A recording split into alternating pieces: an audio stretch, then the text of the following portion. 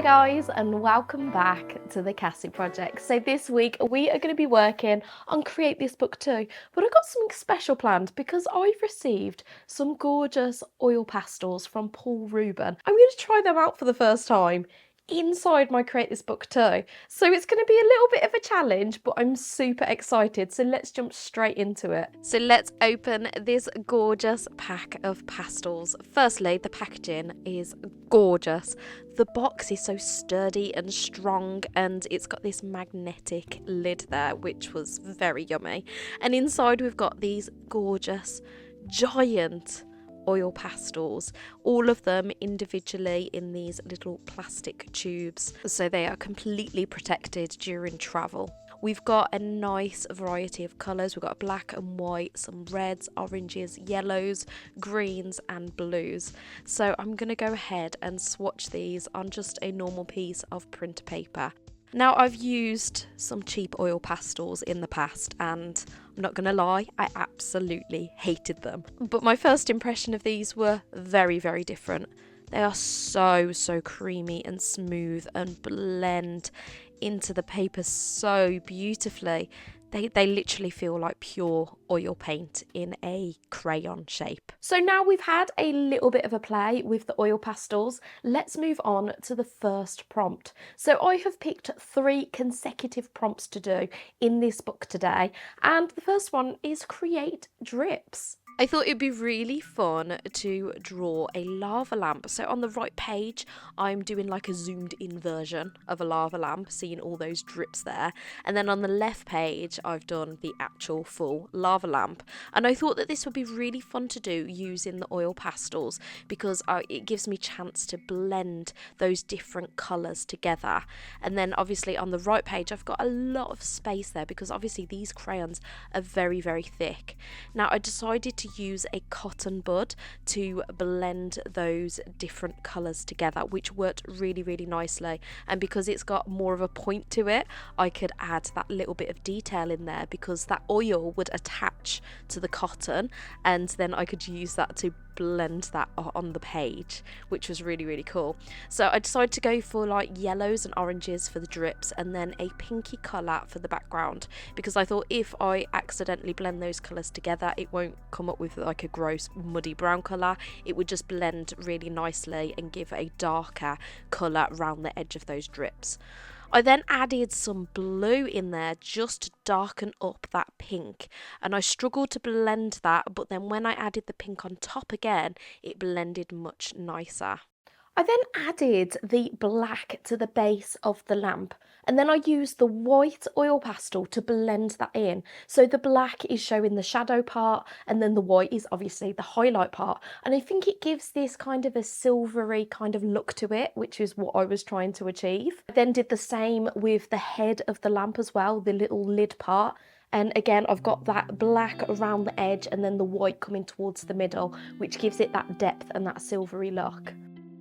So I had this moment the other day where I realised I don't name enough of my characters. So I turn them into stickers, and I will give them like a cozy frog or a lo-fi panda. I don't know why I'm... But yeah, I realised I'd quite like to name a lot of my characters. So I am going to put out a bunch of polls and community posts to get you guys to help me name my characters. If you've got any ideas in particular of some of the characters that I have done previously, feel free to comment down below as well. I'm quite excited to name a bunch of my characters. So if you guys could help me, that would be amazing. Do hit that subscribe button so that you see my community posts in your feed so you don't miss out on that. Let's get back to the video. I decided to go in with this super bright lime green colour for the background because I just feel like that's the vibe with lava lamps, those very bright, vivid colours, and it really, really did make that lava lamp stand out so much, which I loved. And then I continued that green onto the background of the drips on the right page. I added a little bit of the dark green and blended that into the lighter green, and I just feel like it gave it a little bit more depth. And then I went in with this gorgeous gorgeous orangey red colour. It was really fun doing this large strip because I had lots of space to play with the oil pastels, because like I said before, they're just so chunky, so it's hard to create detail when you don't have a thin nib there. That's something that I'm just not used to at all. One of my absolute favourite parts of this was actually scratching off the oil paint to reveal the prompt underneath. So it scratches off so easily, and I did each letter so that you could still see the prompt there, because obviously I covered that up with the oil pastel. Obviously this is oil paint, so it takes quite a long time to dry, if it ever really dries at all. I'm not really sure. So I've got to figure out a way of preserving these pages. For now, I'm just going to put some wax paper in there just so that it doesn't transfer. But I do have a bit of an idea, which I'll do at the end of the video, so keep on watching to find out how I'm going to preserve these oil pastels in my book. So the next prompt is create on black, which I'm super excited about. I think it's going to give a very different look to it, and I think I'm going to have to use different techniques with colour. I started off with sketching out the shape of the avocado and then the shape of the watermelon on the left side, just to give me an idea of where they're going to be placed. And then I went straight in with the oil pastels again. So I'm using this lovely dark green around the edge and then bringing the lighter green around that. And it was really, really nice actually, because they just blended together so perfectly. Now this is when I realised I don't have a brown in this set. That is one thing that is missing. But I did manage to create a brownie kind of colour by blending a red, a blue and a yellow together.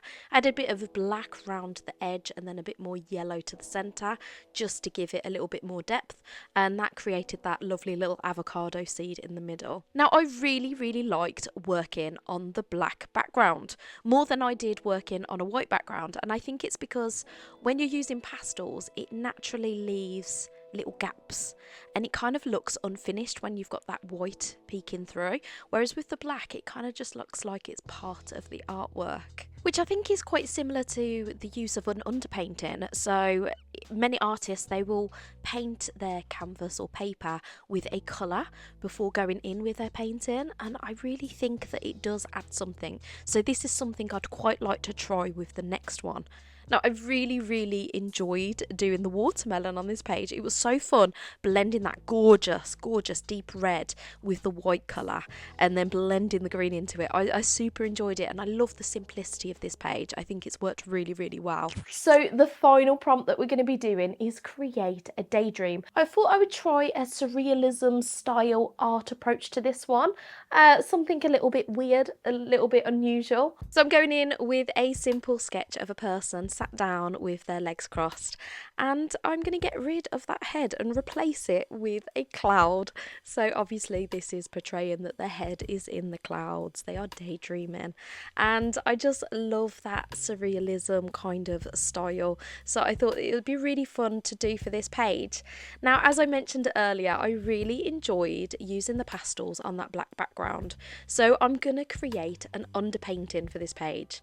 I'm using acrylic gouache for the underpainting, so I've mixed a red and a white together, and I'm going to paint that across this 2-page spread, and as you can see I've still got that drawing showing through there. Now I am going to go back over that prompt once it's dry, because I want to do that scratching technique again and reveal that prompt underneath. So I'm going in with the first little white cloud in this corner. I'm using the black to create the shading, and I'm blending that using the white oil pastel. So I accidentally brought the cloud up a little bit too high, so I just scratched that away. It's so much fun. I love the little scratching technique. I absolutely love the blues in this set. I think they're so, so pretty. This light blue in particular is just, it's very close to a periwinkle blue, which you know I'm really into at the minute. I can't stop using it. So yeah, I just really, really like the blues in this set. All the colours actually are just so pretty. As my confidence grew, I started pressing much harder on the pastel, and then the worst thing happened. It snapped right in half, and I was gutted. I was so, so gutted. But the show must go on, so I carried on using those blues to colour in the background.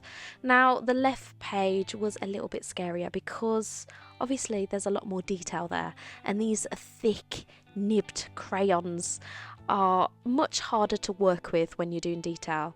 So I created like this peachy colour, and then I used my cotton bud to go in with most of that detail, and I just pushed those oil paints where they needed to go, which worked really well actually, and I was really pleasantly surprised. Maybe my approach using it in the Create This Book too doesn't really work, but using the cotton bud really helps, so I could get in those little detailed areas, but it's something that I'm really not used to at all. In fact, I would love to play with these on a large canvas. I think it would be really fun, and you'd get those large brush strokes on there. Oh, the more I think about that, the more I want to do it.